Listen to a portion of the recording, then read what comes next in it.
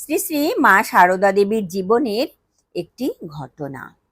সমাজে যারা অবহেলিত কিংবা নিজকৃত অপরাধের জন্যই লোকের চোখে হেয়, মায়ের স্নেহ থেকে তারাও বঞ্চিত হতো না।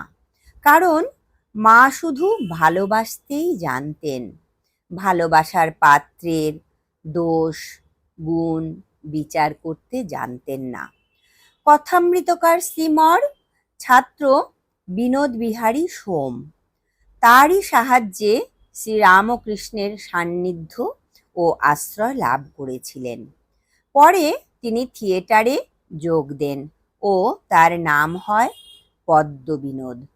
সঙ্গদোষে তিনি পানাসক্ত হয়ে পড়েন। গভীর রাতে নেশা করে তিনি যখন মায়ের বাগবাজারের বাড়ির পাশ দিয়ে ফিরতেন, তখন শারদানন্দজিকে দোস্ত দোস্ত বলে ডাকতেন। কিন্তু মায়ের ঘুম ভেঙে যাবে সেই ভয়ে কেউ সাড়া দিত না। আবোল তাবোল বকতে বকতে পদ্মবিনোদ চলে যেত।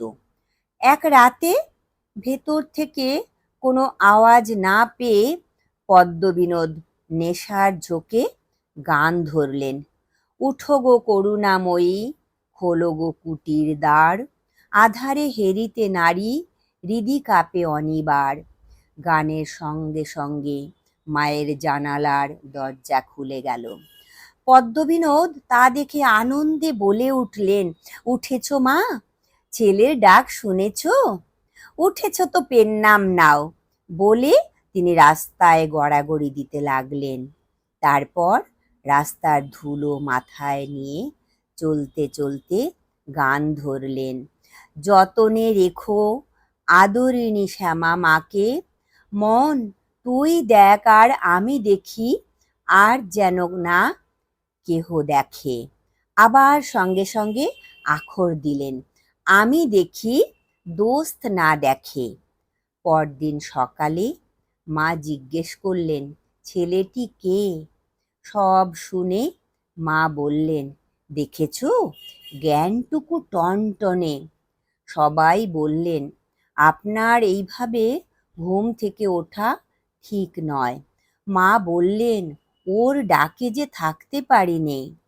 অল্পদিন পরেই পদ্মবিনোদ কঠিন রোগে আক্রান্ত হয়ে মারা যান। শেষ সময়ে তিনি কথামৃত শুনতে চান ও রামকৃষ্ণ নাম উচ্চারণ করতে করতে শেষ নিঃশ্বাস ত্যাগ করেন। শ্রীমা শুনে বলেছিলেন, তা হবে না, ঠাকুরের ছেলে যে কাদা মেখেছিল, এখন যার ছেলে তারই কোলে গেছে। জয় ঠাকুর, জয় মা, প্রণাম মাগো।